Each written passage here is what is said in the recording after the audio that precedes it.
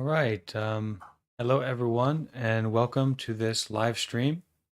I am Bante Warapanyo, and this is Brother Nalaka, Malika or Brother Diamond. Brother Diamond.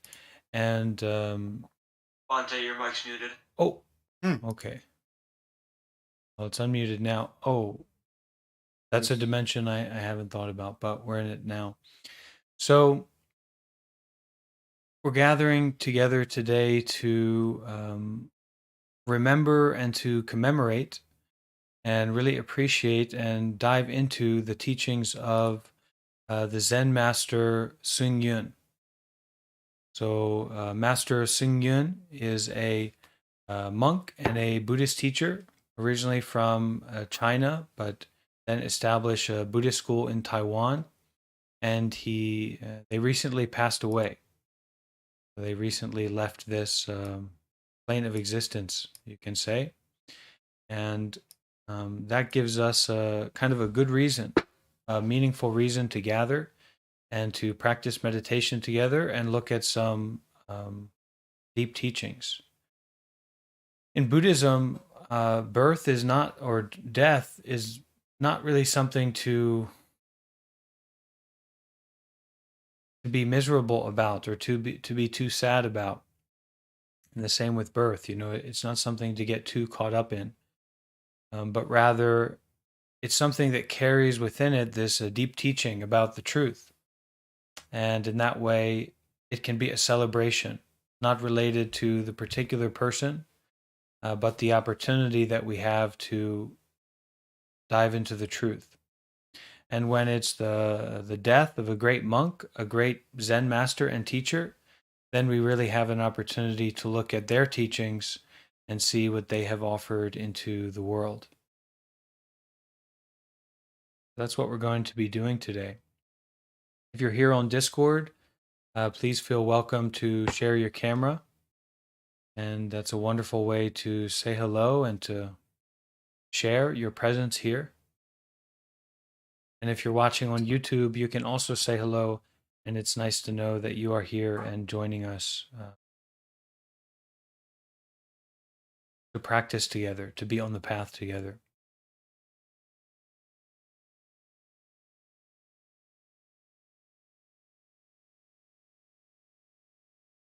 We're going to be looking at a book that the Venerable Master Hsing Yun wrote that is the title Cloud and Water, an interpretation of Chan poems, these Zen poems. But let's start with just a few moments, a few minutes, if we can, to settle down, to stabilize our mind, to gather our presence and our sincerity together, and to truly come home to the present moment and to establish ourselves here.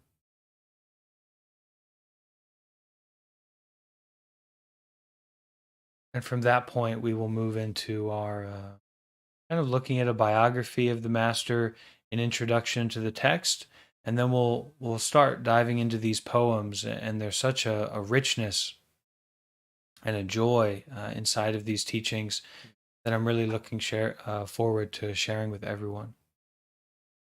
Okay, so start by finding that comfortable meditation position for your body.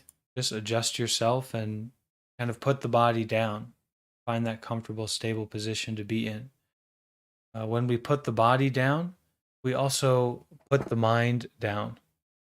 So we aren't so much stuck in our complicated thinking or our mental or physical activities, but we can put the body down, put the mind down, and stop whatever it is that we are involved with in our past and future based life.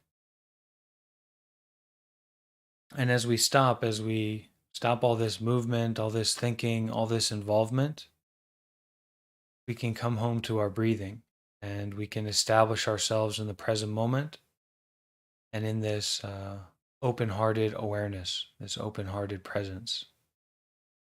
Just to be here, just to breathe, just to be aware, and to feel a sense of solidity, clarity, and safety. Okay. So let's start with 3 sounds of the bell and allow each sound to invite you. Come home to your breathing and come home to the present moment. Brother, you like to ring the bell 3 times? Waking up.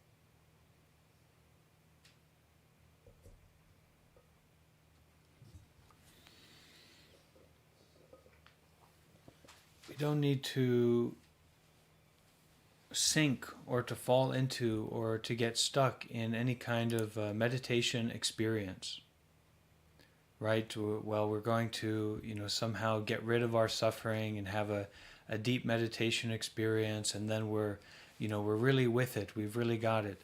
Just get rid of that idea entirely. And rather than that, there is a capacity for us to touch the present moment, moment by moment, to come home continuously without some ideal version of what that looks like or what that means. So that's what we're going to practice here together. And every sound, every feeling in the body, every moment of awareness, every moment of being in the here and the now, come home. Whatever you notice, whatever you experience, come home. We will light a stick of incense to begin this session and our reading. And we can also offer a chanting in Pali of the recognition of the Buddha and the Buddha's enlightenment, what that means. And what that primarily means is that enlightenment is possible for ourselves. And if the Buddha can do it, then we can do it. And there are masters, there are teachers that have done it. There are wise, compassionate, let's say, enlightened people in the world, and we have an opportunity to follow in their path. And this is a moment to remember, make use of the enlightenment of the original Buddha, Siddhartha Gautama, and also Venerable Master Hsing Yun. Me and Brother Nalaka will chant to pay homage to the Buddha together. This can invite you and inspire you to be here with.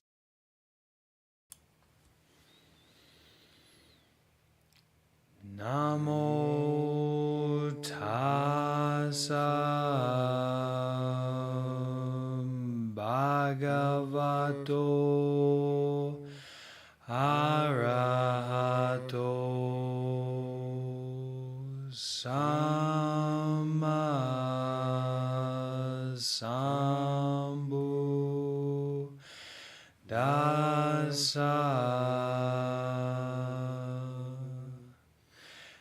Namo tassa bhagavato arahato samma sambuddhassa.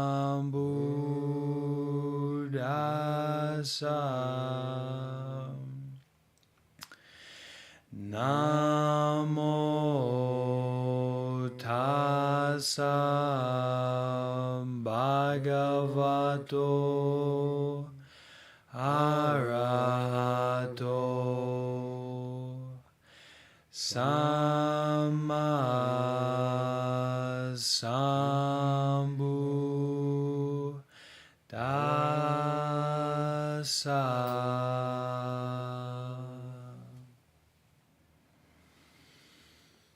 Wonderful. So thank you all for being here. What a joy it is to be in the present moment together and to be in such a wholesome and sincere moment with a good intention. And let's go ahead and start with Venerable Master Hsing Yun's biography. So who is this Venerable Master Hsing Yun?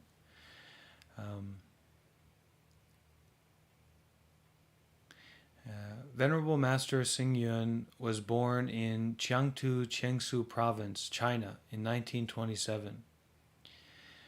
Began his training as a monk under Venerable Master Chi Kai at age 12, and he became a novice monk at Chisai Vihara School and Chisaon College. He was fully ordained in 1941 and is the 48th patriarch of the Linqi or Rinzai school of Zen, of Chan. And we look a lot at these Zen teachings and these Chan teachings, and this is someone who's really like a patriarch or a great master, a great leader within that school and within that tradition. In 1949, he left from China to move to Taiwan, where he began the practice of revitalizing Chinese Buddhism. He founded the Foguan Shan, which means Buddha's Light Mountain, a Buddhist order, in 1967. And he has established more than 100 temples in Taiwan and in every continent since. In 1988, he established a Silai Temple, which is in the United States in Los Angeles. And this is still a temple and an organization that is thriving and is alive today. At present, there are about 1,200 nuns and 200 monks in this order, under this teacher, in the Foguan Shan order. And the organization also includes Buddhist colleges, publishing houses, 4 universities, a secondary school, a television station, an orphanage, and a home for the aged. So this Zen master is not only heavily involved in the propagation of the real Buddhist teachings and the Zen teachings, but also in a lot of social work, doing a lot of socially engaged Buddhism and supporting people in every way that they need to be supported. Venerable Master has written many books on Buddhist sutras and a wide spectrum of topics, many essays on humanistic Buddhism, and these talks have been translated into almost every language that you can imagine. So this is the foreword of the book and the teachings we're going to look at. In this book, we have a collection of Chan poems, or Zen poems, entitled Cloud and Water. What do we mean by cloud and water? Well, clouds float by, water flows on. In movement, there is no grasping. In Chan, there is no settling. The cloud and water life is a life of living in the moment, always fresh and ready to experience. These poems have been grouped together because of the tone and feeling that they share. Many of these poems were set down by celebrated masters, while for others their authors remain unknown. Master Hsing Yun has given a brief commentary on each of these verses, giving us the benefit of his many years of deep practice and insight. The commentaries contain many stories and even new verses of their own which shed light on the meaning of the poems. The poems and the commentaries offer a glimpse of Chinese culture, and in particular how Buddhism came to be expressed through the many aspects of Chinese society throughout the ages. With his down-to-earth comments, Master Hsing Yun has been able to show the relevance of these poems to everyday life and to the universality of Chan.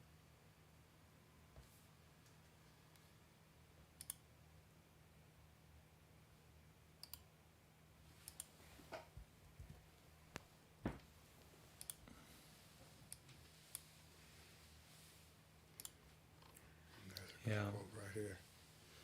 So we'll start out with the first text, this first poem, and maybe Brother Nalaka can read that out loud for us. Sure. You ready? Yeah. Worldly ups and downs should be treated as lightly as the clouds, gathering and breaking up. Beautiful. I'll say that again. Worldly ups and downs should be treated as lightly as the clouds, gathering and breaking up.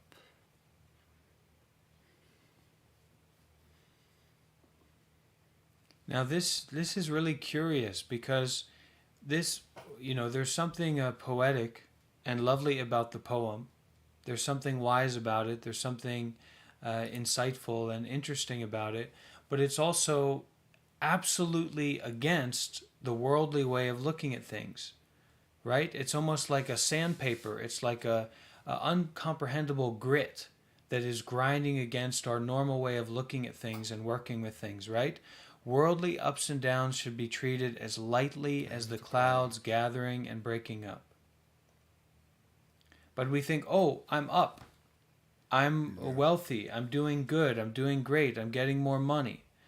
People are liking me more. This relationship is going the way that I want it to, right? People are praising me. I feel pleasure, right? This is great. This is wonderful. We get fixated on it. We spend our whole lives chasing after that desire, that come up, Yes. right? To develop and to get what we want out of our life and our experience. See, it's the same illustration here. What is the live to? Can you see this? Can everyone see this Yeah, there it incense, the is. smoke from the incense? The same illustration. The moment you notice the smoke, it's already gone. Already dissolving, dissipating back into the formless realm from whence it came. Hopefully you can see that clearly. The same truth highlighted here in this transient smoke associated with the incense.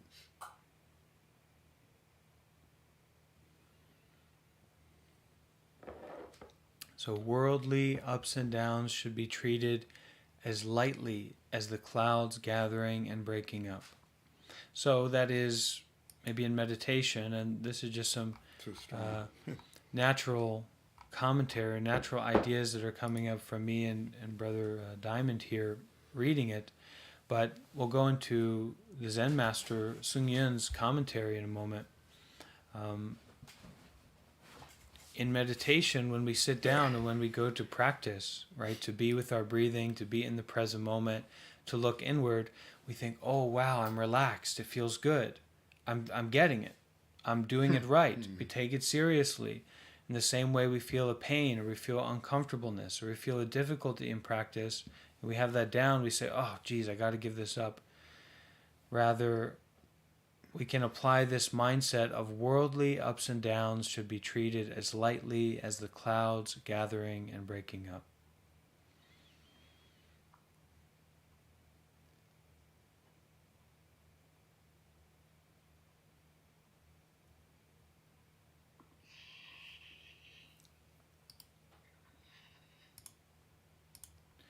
All right, so let's go into the commentary here.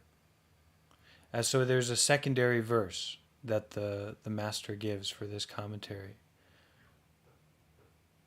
Yeah, secondary poem or verse. All right. Nice. Brother, you like to read it? Sure. I hope my voice is loud enough. Yeah, it's Okay. loud enough. Good deeds stand tall like a green pine, while evil deeds bloom like flowers. It seems the pine is not as brilliant as the flowers. When the frost comes, the pine will still stand tall, while the flowers, withered, can be seen no more. These poems are too nice to read once. Yeah, you almost have to do it you twice. almost have to do it twice.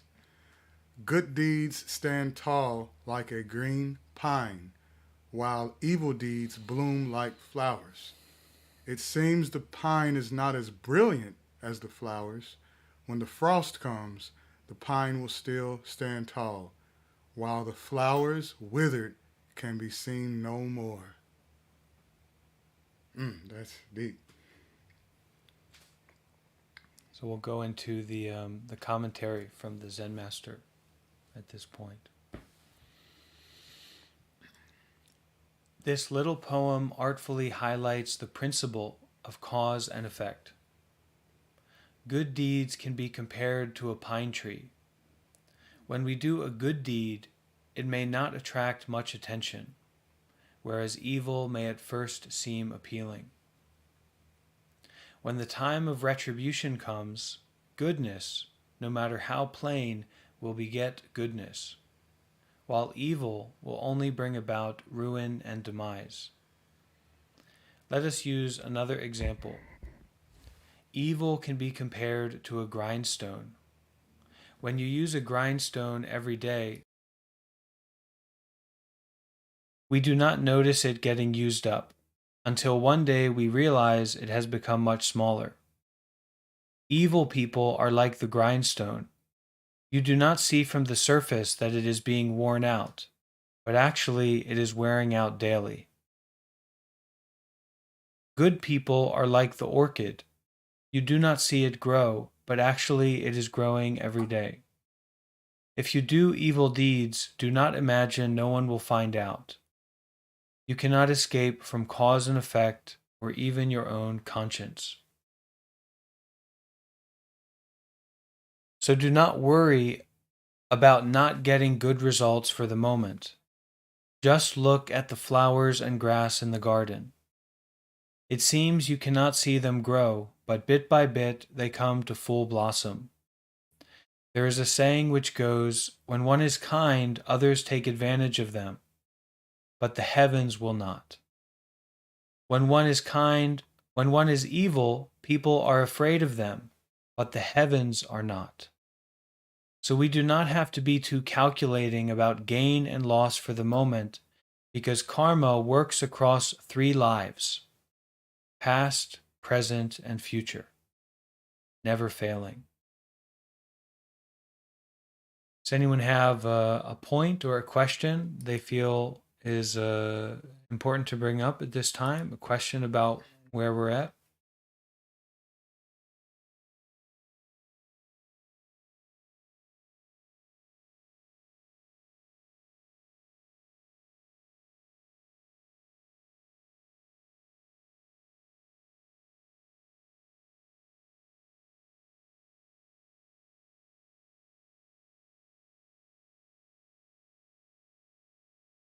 So even though you do evil, you do unskillful activities, but you see, oh, it doesn't affect me that much, right? I'm actually okay. It's not that much of a problem for me. I'm just gonna, keep drinking or what have you, living in this certain way, unskillful way, whatever that might be for you. And you don't notice it, you don't think about it, but eventually you, just like the grindstone, it's used up, it's bottomed out. You don't have any more capacity to sharpen the knife, to sharpen your wisdom, to sharpen your concentration. You've lost it. You've completely burnt out. Whereas with the good things that we do, we may feel we don't notice the effect from them. We don't get the result that we want from them. But it's just like the flower. It's just like, how did we say here, the orchid. What does it say? You do not see, good people are like the orchid. You do not see it grow, but actually it is growing every day. Your goodness, your generosity, your patience, your kindness, your skillfulness is growing every day, even though you don't see it. Where in doing those bad deeds, you are getting worn out every day, even though you don't see it, you don't notice it. And I don't want to minimize it by only pointing to the body, but you can definitely understand it in a very literal way, the truth of this, when you point to the body. So either you start exercising and you start training and developing in that way. Well, it's like an orchid, right? And it takes time, and eventually you see the beauty of the orchid. You've worked on your health, right? Mental or physical. But especially with the evil, right? You're drinking every day. You're overeating every day. You're not taking care of yourself. Alcohol, cigarettes, whatever it might be. It doesn't feel at that time that you're losing anything, but you're wearing down the body. You're wearing down your health. You're wearing down your mind with those self-fixated, selfish-based activities. And maybe what is a rule of thumb to use, at least in this realm, in this way of thinking about what's good, what's bad? Well, I think we can go to the initial poem, right? Or that initial concept. Worldly ups and downs should be treated as lightly as the clouds gathering and breaking up. So are you just trying to grasp onto an up and avoid a down? Or are you perceiving reality in this way where you are treating ups and downs, especially the momentary ups and downs, as being as lightly as the clouds gathering and breaking up? And what a joy that state of mind is. How free and open-hearted it is. How fresh it is. When I talk about it, I can see those clouds, those soft white clouds in the blue sky coming together and breaking up. It's so light. It's so open. There's so much spaciousness to it. Okay, we can read the last part of this commentary and see how it goes. Right. Yeah. And also this line that we finished with, so we do not have to be too calculating about gain and loss for the moment, because karma, this very subtle, very deep reality of cause and effect, works across 3 lives, past, present, and future, never failing. You don't need to be too calculating because you can't control it so much. In ancient China, a young man went to the capital to take a civil examination. For those who don't know, in ancient China, you went through like a testing program or a testing school to determine if you could be an educated political member or in this position of the society in China or not. So you take this civil examination. Oh, you can be an engineer, or you can have this position. So in ancient China, a young man went to the capital to take a civil examination. When the examiner was correcting his paper, he noticed that one of the characters was missing a dot. However, as he was about to deduct points from the exam score, a group of ants gathered at the place where the dot should be, as though trying to hide the error. The examiner tried to shoo the ants away. As soon as he used his hand to brush them away, another group of ants gathered at the same place. He was surprised and asked the student if he could explain this phenomena. The student then told him that once while he was studying, he noticed a group of ants searching for food. Not only did he not brush them away, but out of kindness he fed them candy. As you can see, his kindness to the ants was rewarded. Cause and effect never fail.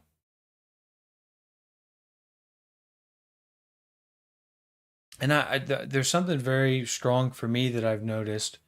When I'm, down in my dark delusions, and when I'm not taking care of myself in the right way, and I stay up all night, thinking and acting in a way that I shouldn't act, right? I'm just not taking care of myself. I'm just entertaining myself or distracting myself or, oh, I need to go to sleep. But then actually I'm just watching a YouTube or some kind of media that's not so wholesome for me, right? Somehow when I mess up, when I do those bad deeds, especially over a period of time, it's at that moment that life comes knocking.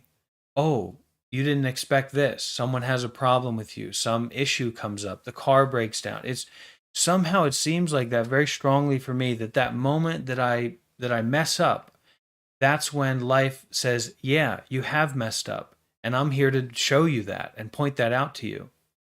But the opposite also seems to be true, but maybe it's less noticeable. When you're doing what you should do, when you're taking care of yourself, when you're taking care of your mind and your body, things start to work out.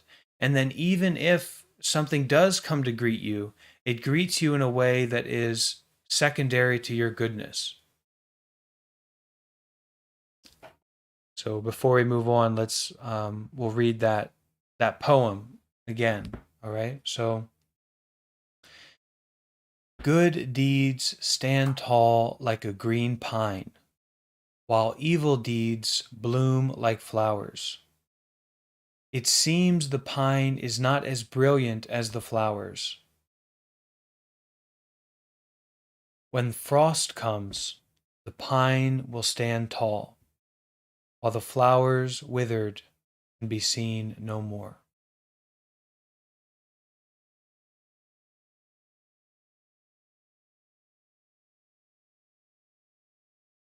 Anyone have a question or comment from where we're at right now?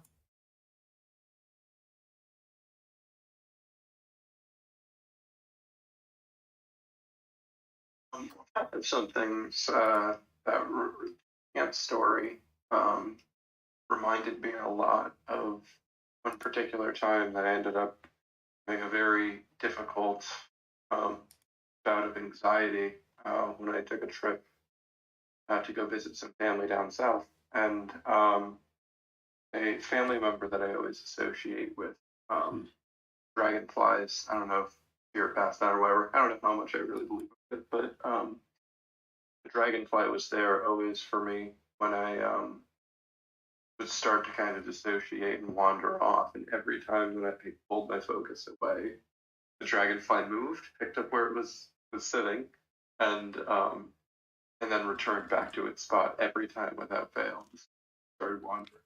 Um, it made itself present, and then went back to its place, and it stayed there the whole time. And yeah, that reminded me a lot of that. It was a really beautiful moment of, I guess, listening to her and kind of life having a way about it. Of, I don't know. It was a very interesting coincidental to be coincidental type of thing. And yeah, I don't know. That reminded me of that. I got reminded of that from that story. Thank you. It brought up for me that maybe somehow everything is teaching us, or everything is always happening. But it's the state of mind, it's the state of taking care that determines if we're able to make use of that or not.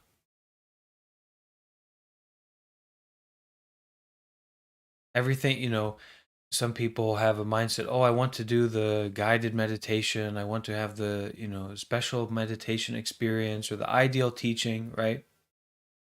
But if your mind is held in the right way, every moment is a guided meditation. Every sound, every sight, every factor. And who knows who's going to kick down the door in a few moments? Maybe it's a storm, maybe it's a sickness, maybe it's a loved one getting sick, right?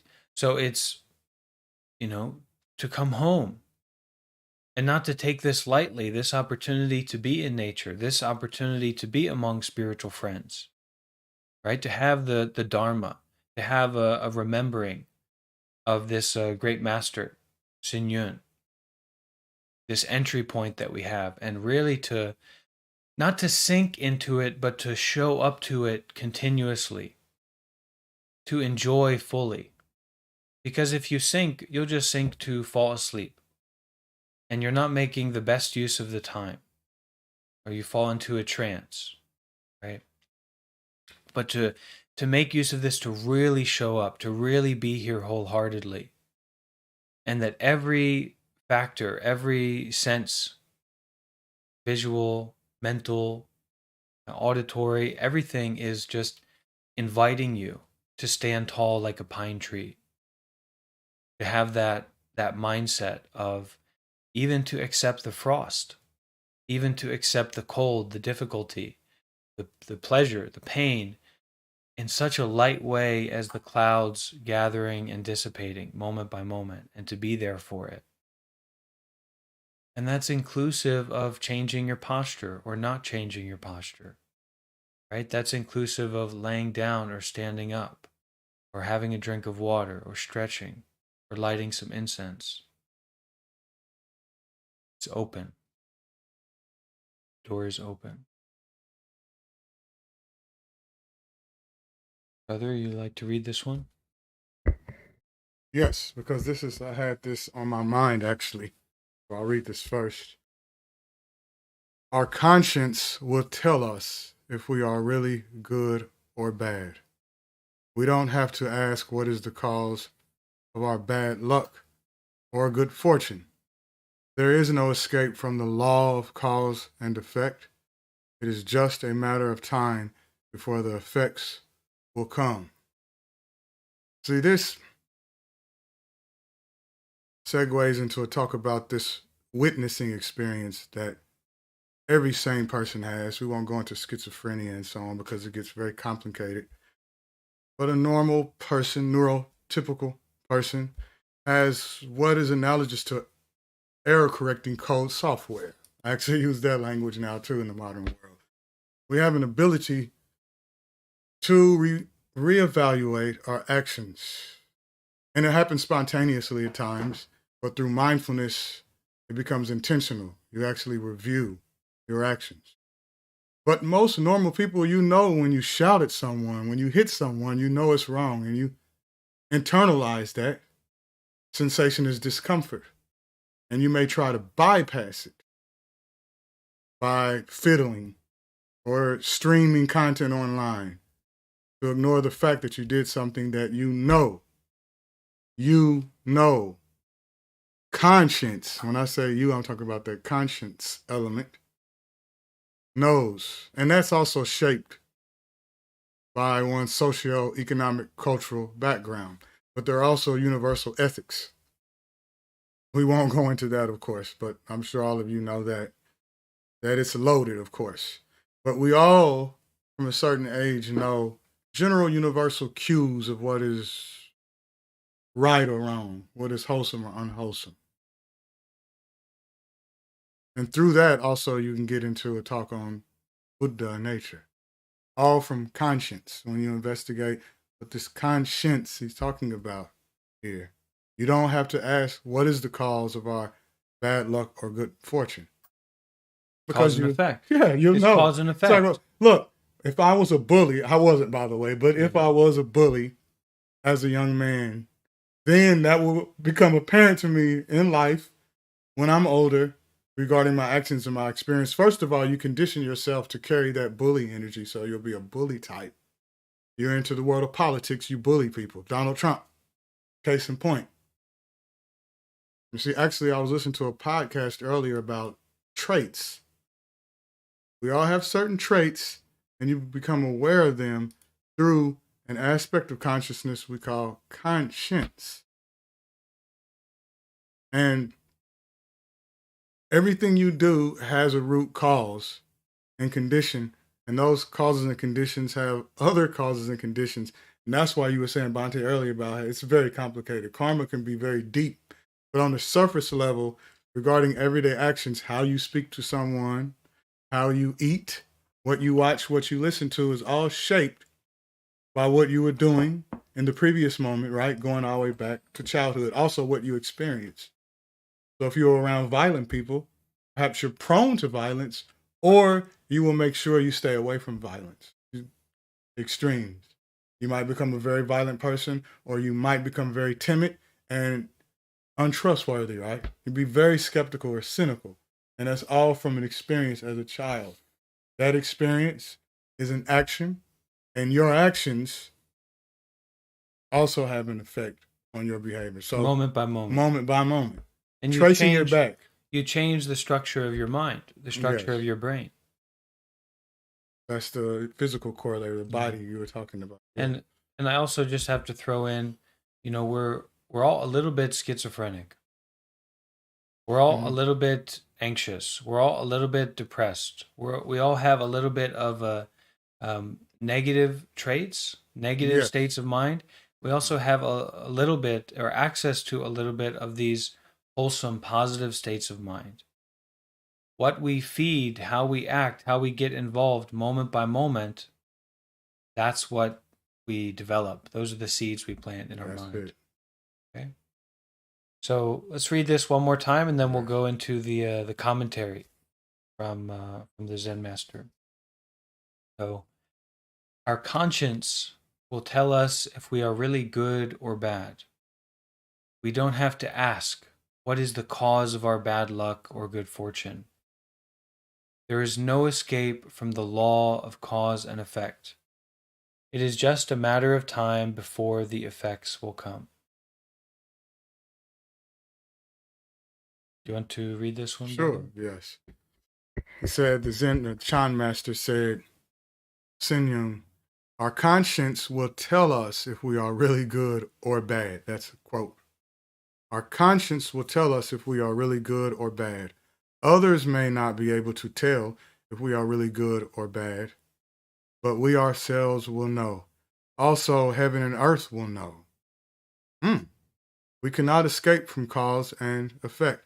Thus, quote, we don't have to ask what is the cause of our bad luck and good fortune, close quote. If we really want to understand what is the cause of it, we do not need to turn to others. All we have to do is ask ourselves. We reap what we sow. We plant our own causes and reap our own effects. There is an old poem to this effect. I'll read the poem. If we want to know what are the causes in our previous lives, we are living the consequences of those causes.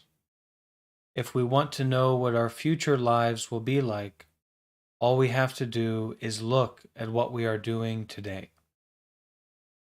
And remember previously, the master spoke about there are 3 lives: past life, future life, and present life.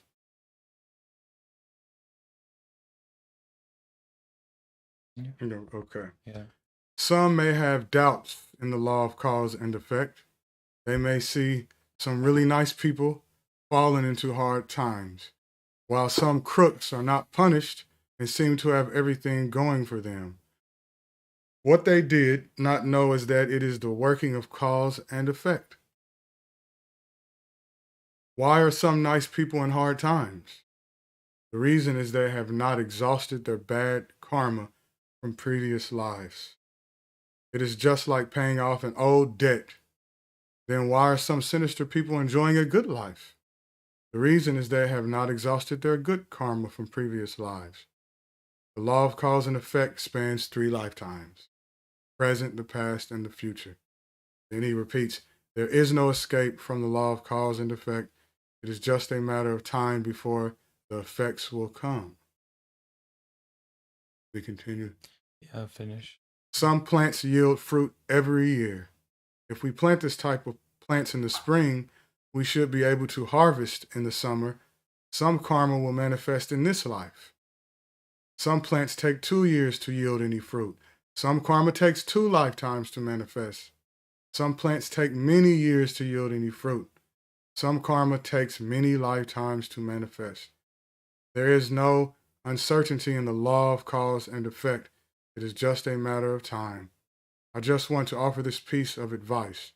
Good people should not get frustrated if they did not see any fruits for their good acts. Sinister people should not think that they are lucky for not getting caught, for their time will come. There is no escape from cause and effect. But we think there is an escape from cause and effect. By default, as you said, grinding against our old mind. When we hear this, it's grinding against that conditioned mindset. But it's also the snacking mindset. It's the hungry mindset. And there's nothing wrong with to be hungry or to have a snack, but the issue is approaching our entire life with that mindset. Snack over there, go get, eat, feel good. This is not a way to live a deep, meaningful, contemplative life, right? So rather than looking at it in that way of having a snack, oh, I went to the snack place and there's not a snack there, oh well, but rather good people, that means if you are participating in your good deeds, generosity, to offer out, to act out for your own benefit, for the benefit of others, in the good effects from doing good deeds, and also the the wisdom. So you act out in a way to develop a deeper understanding about the situation and yourself and the world. So good people should not get frustrated if they did not see any fruits for their good actions. Okay? The seeds you plant today are not the fruits that you eat tomorrow in a general sense, but you don't eat a fruit and plant a seed at the same time. This is a kind of animalistic illusion, right? This is a having snacks illusion. Oh, I want to go and eat a snack, eat it, now I feel good. You don't get caught in that. And if we're really getting involved in this practice, don't see it as having snacks, but rather to plant deep and meaningful seeds, to do good deeds more and more, to prioritize this goodness more and more, skillfulness, generosity. And then for those sinister people, should not think that they are lucky for not getting caught, for their time will come. And so that's almost a mindset of, you know that something is unskillful, but you don't care, or you don't pay attention to it, or you think there isn't going to be an effect from it. There is certainly going to be an effect from it. How couldn't there be? The effect is known within it. But Within you, let's say, for yeah. example, a really dark case, but let's say I was a murderer. I murdered someone. Oh, I didn't get caught. I got away. But yet it's eating at me, so Yeah. to speak, because I know it wasn't right. How do I know it wasn't right? Because I don't want to be killed. Right. No one wants to be harmed, right? No one wants to be bullied. So if you bully someone, oh, I got away with, no, you didn't. Yeah. Because if you sit down and try to meditate, you won't be calm, because it will come up and you'll know everything you did to harm someone. It's the orchid and the grindstone. Yes. No escape. Without consulting anyone. As he pointed out in so many words here. You don't have to ask anyone. Yeah. You will know it. The conscience will reveal it. Okay, anyone have something to share, something to ask about here? Yeah, this is a good one here. I liked the idea of putting your past deeds or your all your mess ups as the cold, because I remember as a young kid, I'm pretty sure almost everyone would get this, but as a kid, whenever you've done something bad at school or around the house and someone tells you and they say, I'm gonna tell your parents, I always get this curve or this like cramp in my stomach, like a wave someone was pushing against me. And as soon as I see my mom and my dad when I was young, you know, what did you do? Oh, there it is.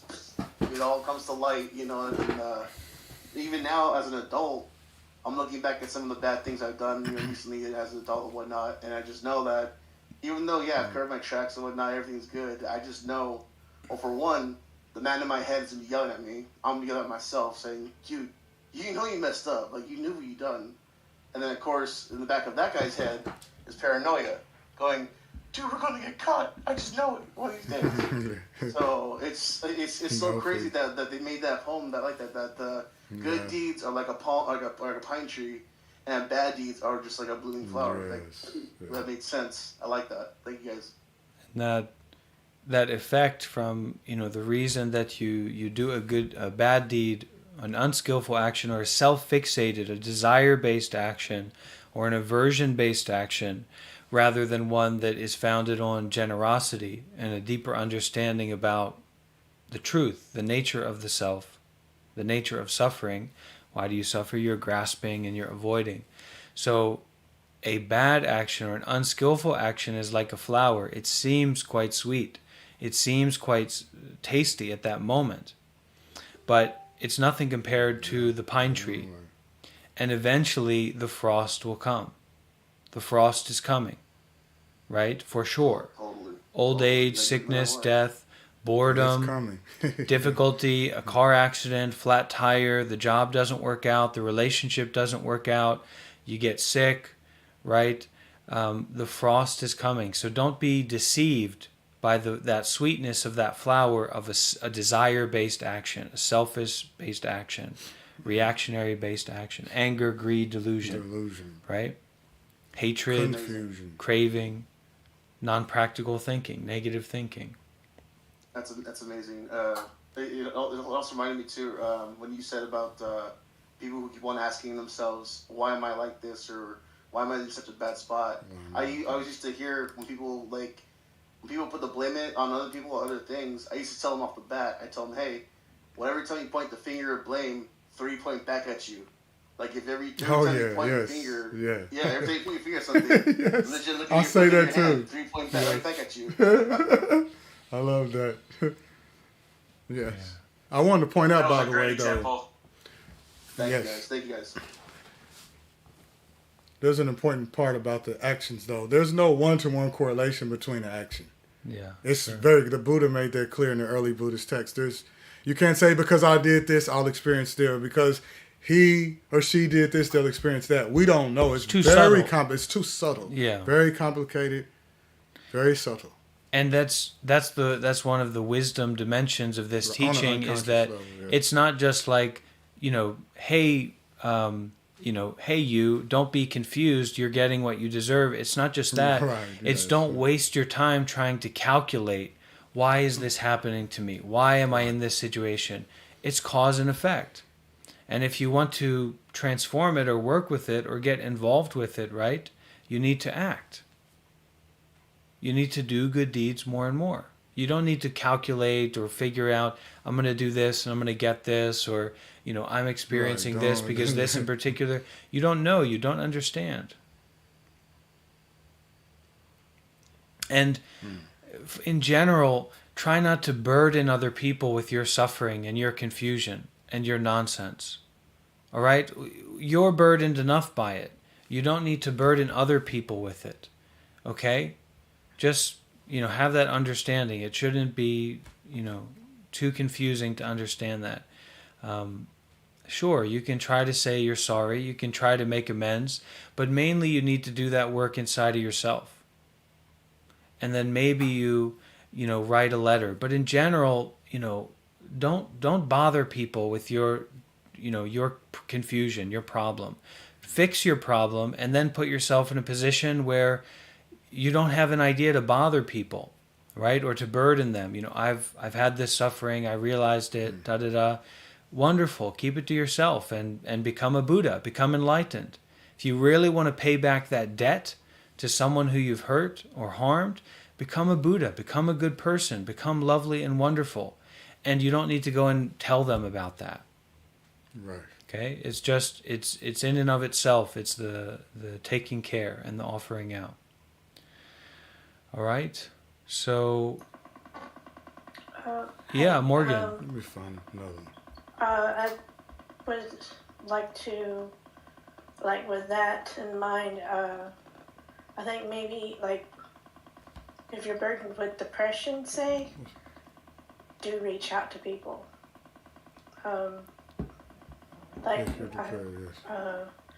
Experienced with depression, I would justify not reaching out to people as in, I'm not going to burden them with this. Right. Yeah. Definitely. But it's important that you do reach out. Yes. Yeah, very important. Yeah. And this, Morgan, this is really important to bring up because someone could have a misunderstanding about this.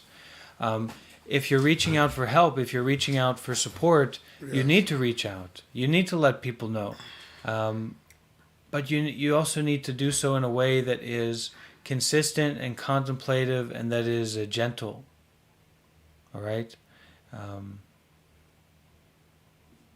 And understand that you also have a capacity to help yourself. Right? Everything is going to be okay. If we are reaching out for help, that's very different than if we've wronged someone and now we want to talk to them and tell them we've changed or something like that. This is very self-fixated. Whereas when we are aware of our suffering inside of ourselves and we need help, this is to release that self-fixation. This is, help me to let go of this burden. Help me to put this down, right? And you seek help in a contemplative and full spectrum way. And when you find someone who's a therapist or a caretaker or someone who says, hey, I'm going to work with you, you offer out as much as you can, right? In a safe environment, in the right place at the right time.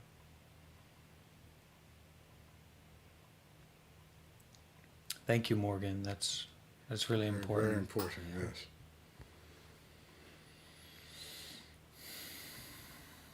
So we can, go to another This is another deep. verse here. Do you want to read them? No, you go ahead. Okay.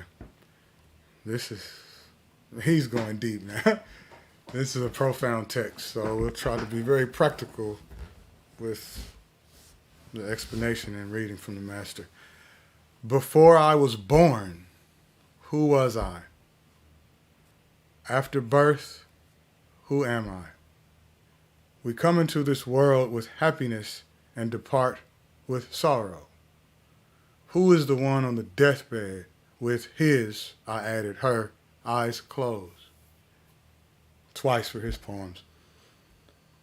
After birth, who am I? We come into this world with happiness and depart with sorrow.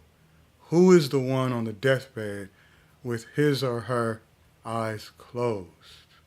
I was just contemplating this a lot because, first let's start with this.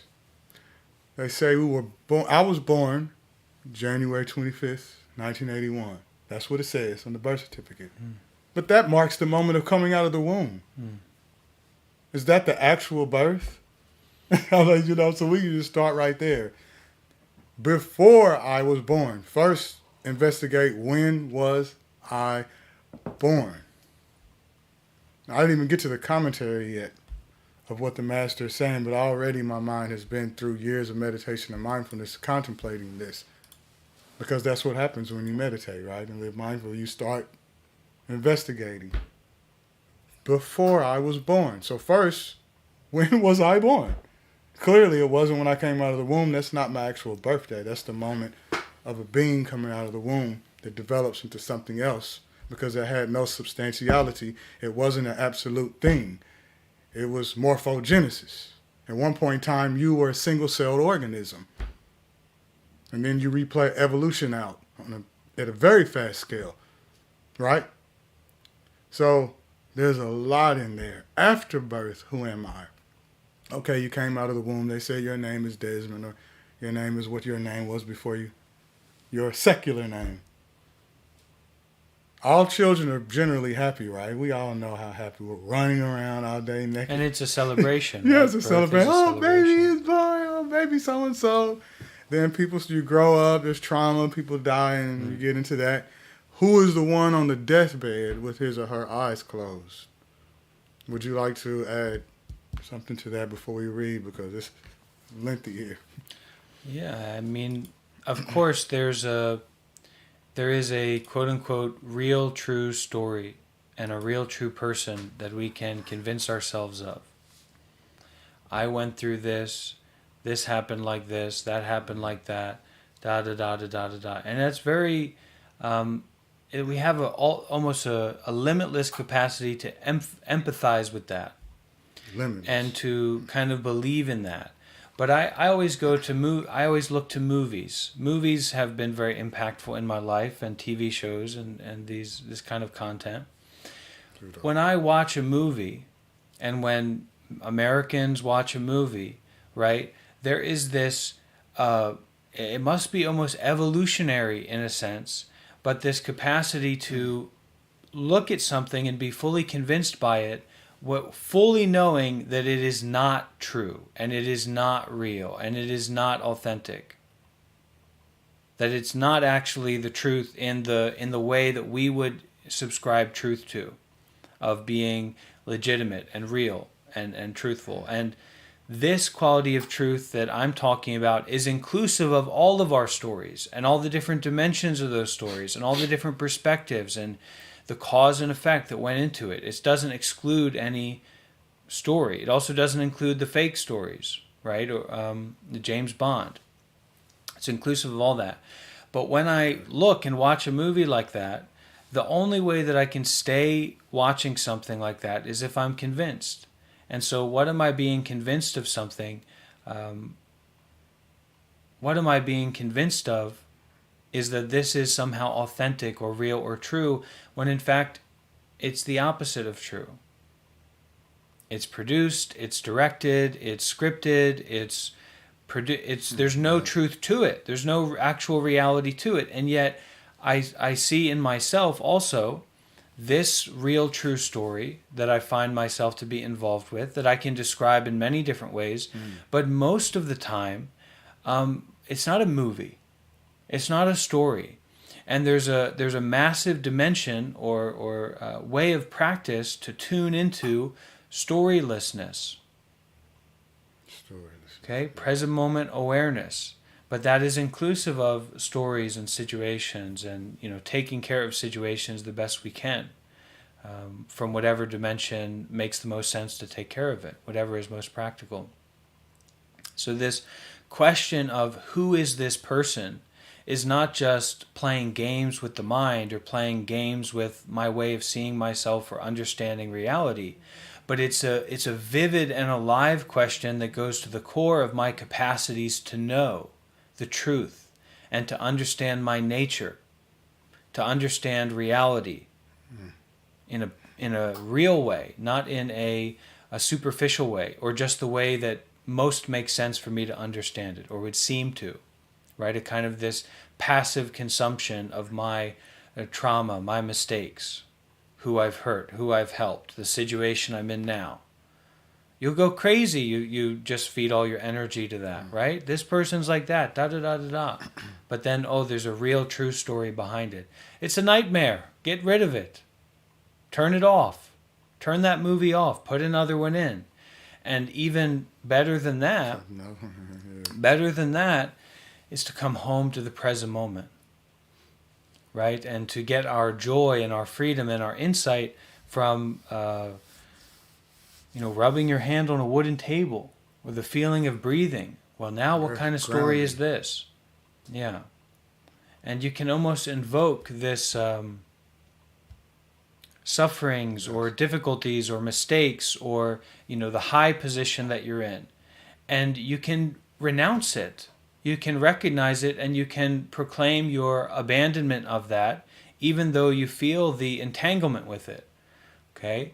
I declare and bring up all self-fixated stories about myself and my life, and I offer them out, and I abandon them. I detach from them. I purify them with my mindfulness.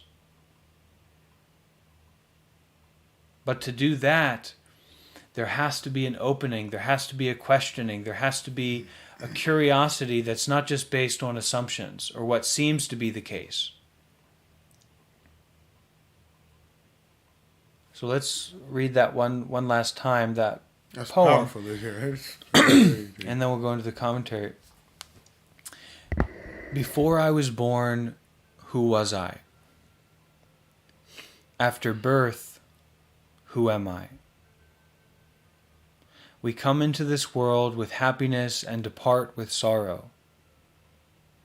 Who is the one on the deathbed with their eyes closed? We'll listen to a sound of the bell and come home to our breathing and our body.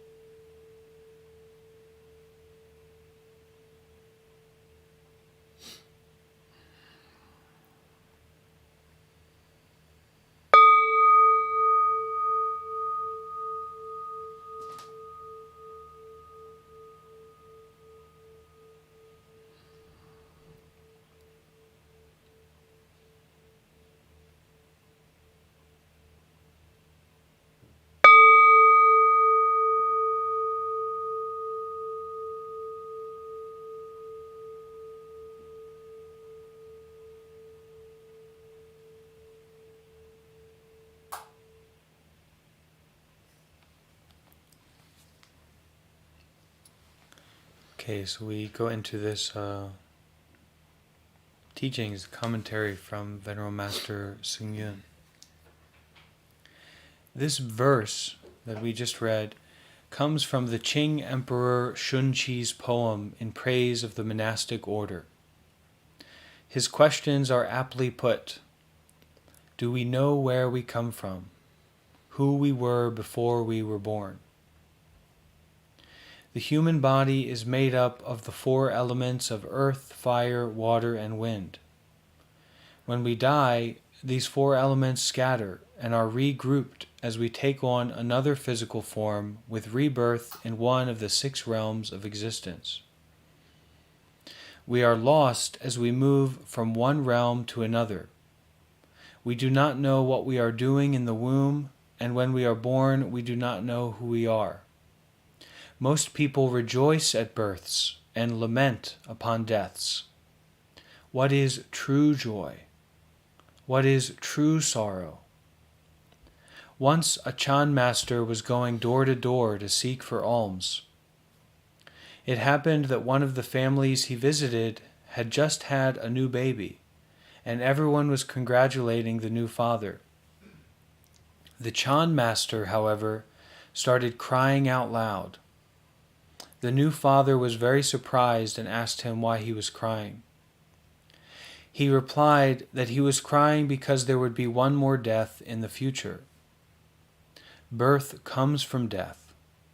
If we do not want to die, then we must make sure that we break the cycle of rebirth within the 6 realms of existence. Once there was a famous poet by the name of Po-Hu Tang. He wrote this poem to illustrate the brevity of life. Brother, you like to read the poem? Okay. It is rare that we live to be 70, and my 70 years come as even a surprise to me. The first 10 years of life, we are too young to know anything. The last 10 years, we are too old to do anything. This leaves only 50 good years, half of which we spend in sleep. This leaves us only 25 years to truly live. But do you realize how many obstacles we have to endure in these 25 years? Nowadays, people can live to be 120. In the boundless life of the universe, 120 years go by in a flash. Not to mention, many of us will not live to be even 100. Many will pass away in their sleep, and we are never sure if we will continue living from one moment to the next. The joys of birth and the sorrow of death are normal emotions for most people. But someone with wisdom will not allow this precious life to go by meaninglessly. They will not allow themselves to wallow in ignorance. We must beware of delusion and open ourselves up to understanding life and death. So I'd like to thank Brother Desmond, Brother Diamond, Brother Nalaka. You know, we all have Many names. many names, We have many forms that spiritual we take, names. right? And I want to thank everyone for being here together to meditate, to listen to these teachings. Somehow it's not the best, but it doesn't need to be. Somehow it's the worst, certain places, certain situations, and it doesn't matter. But there's a authenticity and there's a joy in coming home to this present moment with community. And I want to express my gratefulness and real appreciation for the Venerable Master Hsing Yun, who has offered us a lot of wisdom and teachings today in the past hour, but also in the past and in our future lives can also offer us a lot of support and wisdom and teachings. So I wish that we can all dedicate the merit, the good effects from the good deeds that we have been accumulating and developing by practicing together here to the Master and to the tradition of waking up and to the Buddha, the Dharma, and the Sangha. and in a spirit of gratefulness and joy. If we can all offer our merit out by the chanting together of sadhu 3 times. And this sadhu means well done, good job, may it be so. And in chanting this sadhu and kind of harmonizing together as much as we are able on your end and listening and chanting, to offer out, to broaden out, to widen out, to brighten out everything that you have inside yourself for the benefit of all beings, and also with this spirit of gratefulness for the Master and our practice together. Okay? So we can all bring our hands together in the prayer position, and we will chant together sadhu 3 times, and you can take a deep breath and follow along. Sadhu.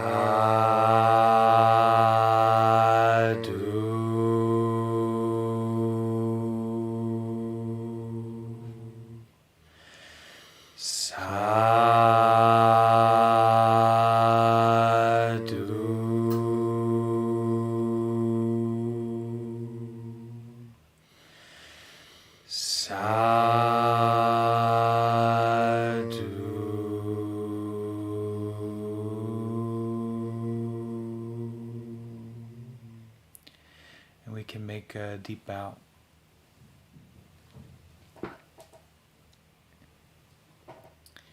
Okay, thank you everyone so much for being here and participating in this live session. I will make the book available that we read from today in the Discord. I'll put it in the announcements channel so you can peruse through that and enjoy it. Take a look.